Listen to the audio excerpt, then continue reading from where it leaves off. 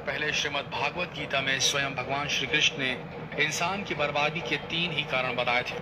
और आज जितने भी गुनाहगार क्रिमिनल्स आपको जेल में मिलेंगे, वो सभी के सभी इन्हीं 3 कारणों की वजह से जेल में बंद मिलेंगे। इस वीडियो में कुछ बेहद ही रोचक कहानियां हैं जो इन तीनों कारणों को विस्तार से समझाएंगी। इसके बाद आप खुद पे एक नजर डाल लीजिएगा, कहीं आप में भी तो नहीं है ये 3 विकार। अगर हैं तो सावधान। श्री कृष्ण ने खुद बताया है कि बर्बादी आपका इंतजार कर रही है। तो बने रहिए इस वीडियो के अंत तक श्री कृष्ण द्वारा दिए गए इस ज्ञान को जानने के लिए। तो पहले आते हैं कहानी पर। प्राचीन काल में एक शाही परिवार में एक लड़के का जन्म हुआ। कम उम्र में ही शाही ठाट बाट से दूर उसे गुरुकुल में भेज दिया गया। गुरुकुल में वह विद्यार्थी सबसे होनहार था। उसने वेदों और शास्त्रों का अध्ययन किया। गुरुकुल में उसकी शिक्षा समाप्त भी नहीं हुई थी कि उसके माता पिता और भाई बहन सभी प्राकृतिक आपदा में मारे गए। ना तो राजसी ठाट बाट रहा और ना ही माँ बाप।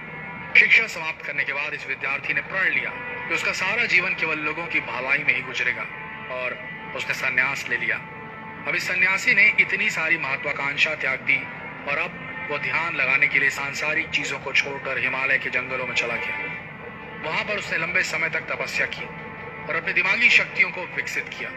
वह सन्यासी जीवन में बहुत खुश था। लोग शिक्षा लेने के लिए उसके पास आते थे और ये सन्यासी लोगों की समस्या सुलझाने में लोगों की मदद करता था। धीरे धीरे इस सन्यासी की चर्चा पूरे नगर में होने लगी। सन्यासी बहुत ही मशहूर होने लगा और उस राज्य का राजा बहुत ही क्रूर व्यक्ति था और राजा ने सन्यासी से मिलने की ठान ली। इस पहली मुलाकात से ही राजा इस सन्यासी से इतना प्रभावित हुआ कि उसने अच्छाई की राह पर चलने की ठान ली। राजा मन ही मन सोचने लगा, अगर ये सन्यासी मुझे चंद मिनटों में ही इतना बदल सकता है तो अगर ये मेरे पास रहने लगे तो मेरी तो जिंदगी ही बदल जाएगी। इसकी सेवा से मेरा जीवन धन्य हो जाएगा। राजा ने सन्यासी से महल में चलने का आग्रह किया। सन्यासी इसके लिए मान गए और राजा सन्यासी को लेकर महल पहुंच गए। वहां राजा ने शाही कमरे में सन्यासी को भोजन करवाया। सन्यासी ने राजा का धन्यवाद किया और जाने की आज्ञा मांगी। राजा ने कहा, आप हमारे बगीचे में हमेशा के लिए रह सकते हैं। मैं आपकी जरूरत की सभी वस्तुएं, खाना, रहना, कपड़ा आदि प्रबंध करवाता हूँ। सन्यासी ने राजा के प्रस्ताव को स्वीकार कर लिया। बगीचे में सन्यासी के लिए कुटिया बना दी गई। सन्यासी काफी साल वही रहे। राजा ने भी सन्यासी की खूब सेवा की। कुछ सालों बाद एक दिन अचानक राजा और रानी दोनों ही पड़ोस के राज्य में चले गए और एक सेवादार को सन्यासी की सेवा करने के लिए बोल गए। लेकिन सेवादार बीमार पड़ गया और अगले दिन से आया ही नहीं। सन्यासी को ना तो अब कोई भोजन देने वाला था और ना ही सन्यासी की देखभाल करने वाला था। कुछ दिनों बाद जब राजा वापस लौटे तो सन्यासी ने राजा को खूब डांट लगाई और कहा, गैर जिम्मेदारी की भी हद होती है। जब तुम मेरी जिम्मेदारी उठा ही नहीं सकते थे तो ली ही क्यों भला। राजा ने सन्यासी से क्षमा मांगी और सन्यासी ने फिर भी राजा को काफी कुछ बोला और कुछ देर बाद मामला शांत हो गया।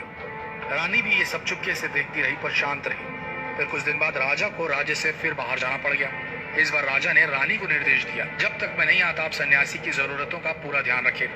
रानी हर रोज भोजन पकवा के सन्यासी को भेज देती। एक दिन रानी नहाने के लिए गई और सन्यासी को भोजन देना भूल गई। सन्यासी ने बहुत इंतजार किया पर जब भोजन नहीं आया सन्यासी सोच में पड़ गया। सन्यासी ने सोचा वह खुद महल में जाकर देखे। सन्यासी की नजर रानी पर पड़ी। उसने रानी के अद्भुत रूप को देखा जिसको देखकर सन्यासी चकित रह गया। रानी की सुंदरता सन्यासी के मन में घर कर गई। सन्यासी इस सुंदरता को भुला न सका। वो खाना पीना छोड़कर अपनी कुटिया में ही पड़ा रहा। उसने अगले दिन कुछ भी नहीं खाया। सन्यासी बहुत कमजोर हो गया था। फिर कुछ समय बाद राजा वापस लौट आए। राजा को सन्यासी के हाल का पता लगा। राजा सीधा सन्यासी के पास पहुंच गए। राजा ने सन्यासी से कहा, आप बहुत कमजोर हो गए हैं और गहरी सोच में डूबे। क्या मुझसे फिर कुछ भूल हो गई है? सन्यासी ने बताया, राजा मैं आपकी रानी की अद्भुत सुंदरता के मोह में पड़ गया हूँ और रानी के बिना जिंदा नहीं रह सकता। राजा ने कहा, मेरे साथ मेरे महल चलिए, मैं आपको रानी दे दूंगा। फिर राजा सन्यासी को लेकर महल चले गया। रानी ने अपने सबसे सुंदर कपड़े और गहने पहने हुए थे। राजा रानी के पास पहुंचे और कहा, आपको सन्यासी की मदद करनी चाहिए। वो बहुत कमजोर पड़ गए और मैं नहीं चाहता कि किसी ज्ञानी पुरुष की हत्या का पाप अपने सर लूं। राजा ने रानी से पूछा, क्या आप ये पाप अपने सिर लेना चाहते हैं? सन्यासी आपकी अद्भुत सुंदरता के दीवाने हो गए। रानी ने कहा, मैं समझ गई क्या करना है। और फिर राजा ने रानी को सन्यासी को सौंप दिया। सन्यासी रानी को लेकर जब कुटिया के दरवाजे पर पहुंचा तो रानी ने सन्यासी से कहा, हमें रहने के लिए घर चाहिए। सन्यासी तुरंत राजा के पास गया और कहा, राजा हमें रहने के लिए घर चाहिए। राजा ने उनके रहने के लिए घर का प्रबंध किया। सन्यासी रानी को लेकर जब घर पहुंचा तो रानी ने कहा, घर तो बहुत गंदा है और इसकी तो हालत ही बहुत खराब है।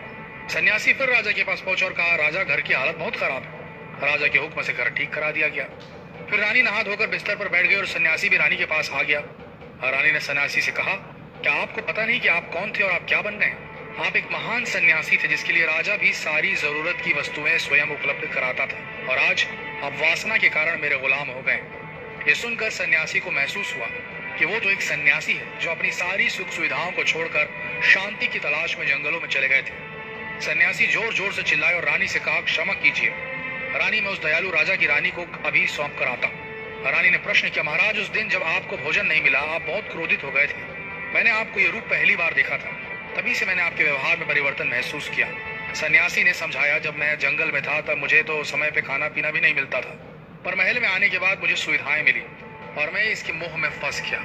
मुझे इसके प्रति लगाव उत्पन्न हो गया, फिर इसको पाने का लालच हुआ। जब मुझे ये नहीं मिले तो क्रोध उत्पन्न हुआ।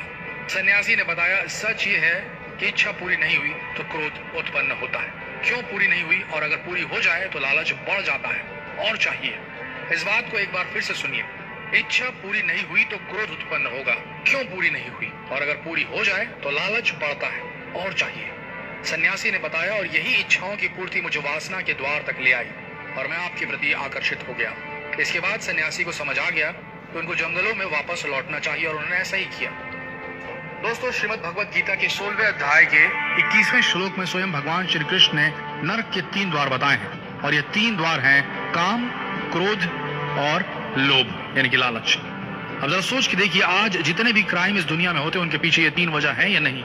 जितना हो सके इस वीडियो को शेयर करें और लोगों को इन तीनों